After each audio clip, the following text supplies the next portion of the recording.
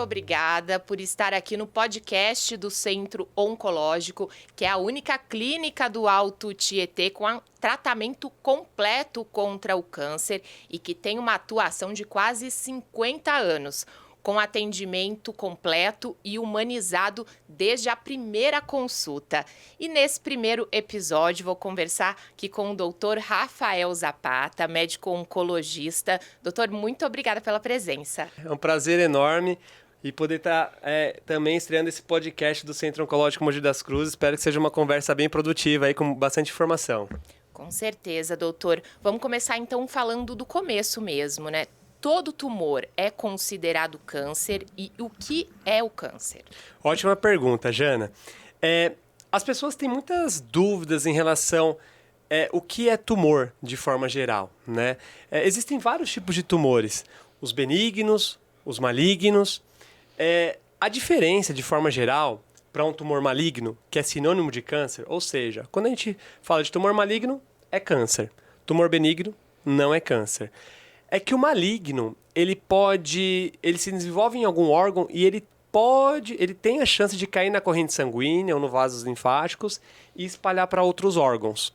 Então, essa é a questão. Quando a gente fala de câncer, tumor maligno, é que ele pode espalhar, que a gente chama de metástases. Com certeza, muita gente já ouviu falar de metástases. É quando cai na corrente sanguínea ou vasos linfáticos e vai para outros órgãos. O benigno, teoricamente, é só uma doença local. É um tumorzinho que cresceu ali, localmente, operou, na maioria das vezes está resolvido. A gente, como oncologista, 99% das vezes a gente atende maligno, né? O tumor maligno. Então, o tumor é o desenvolvimento da célula de uma forma desordenada. A célula tem a sua função de... Ela cresce, faz o que tem que fazer, por exemplo, a célula do fígado. Ela metaboliza as substâncias, né, para poder eliminar, né? As células do rim também faz a filtração, né, das substâncias. As células do pulmão, a gente faz a troca gasosa.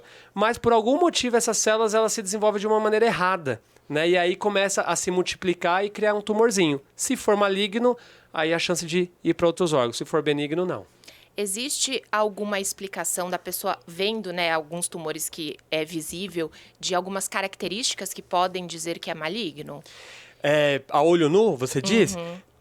A gente pode suspeitar, né? Então, normalmente, quando a gente vê, por exemplo, por uma imagem, vai fazer uma tomografia, viu um tumorzinho lá, um carocinho, um nódulo no pulmão, por exemplo. E a gente já consegue ver as características. Normalmente, maligno é uma característica que não é redondinho, bonitinho, liso, né? Normalmente é mais espiculado, cheio de entranças, é assimétrico, não é simétrico. Então, a gente tem algumas suspeitas, mas para confirmar mesmo de fato, quando é maligno ou benigno, é por biópsia. Quando o médico tira um fragmento ou tira o tumor de fato e manda para análise. E aí a gente vai ter certeza se é benigno ou se é maligno. Entendi. Doutor, existe alguma explicação por que algumas pessoas têm a doença e outras não?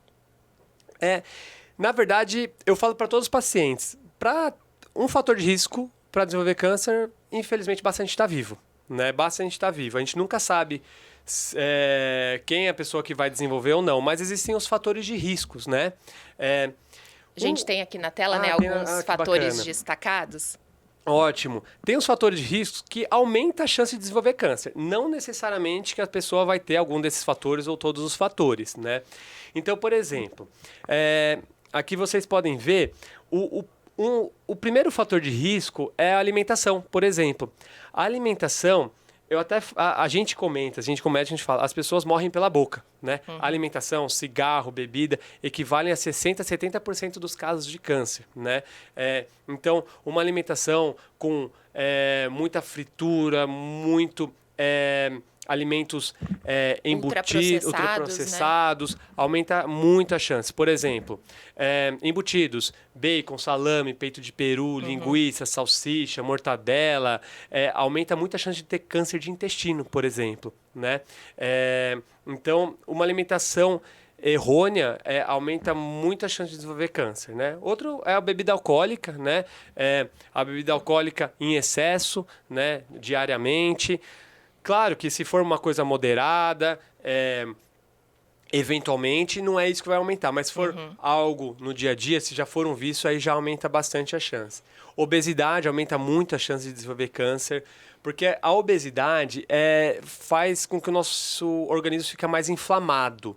Ela gera uma inflamação do corpo e isso aumenta a chance das células crescerem de uma forma errada.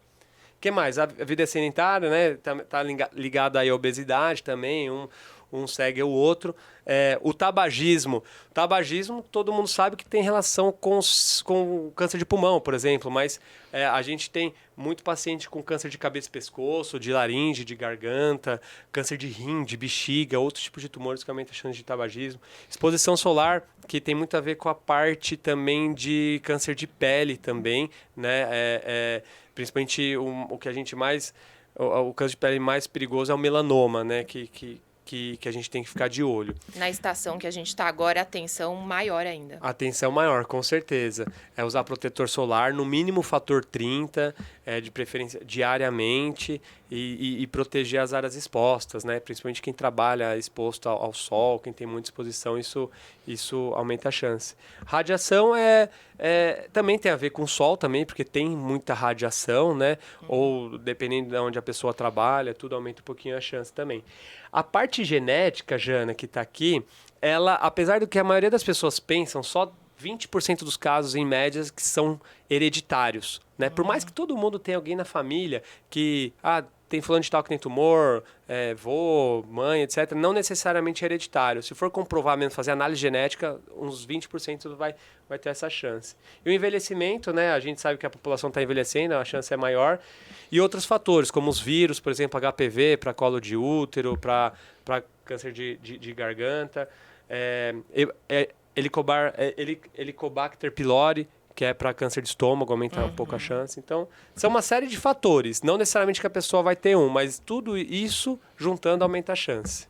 A gente pode dizer assim, se a pessoa junta mais de um fator, 2 ou 3, a preocupação é um pouquinho maior. Aumenta, cada vez vai aumentando mais. Quanto mais fator, aumenta mais. Por isso que a gente fala para as pessoas terem uma vida saudável, para diminuir mais essa chance.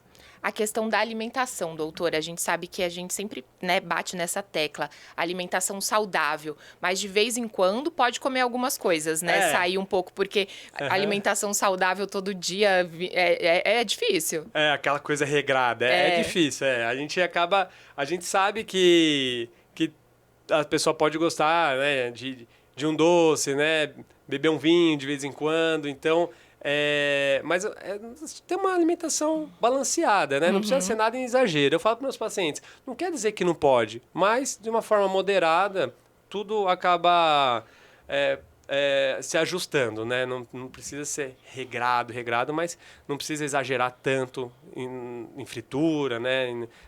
Nessas alimentações que não são saudáveis.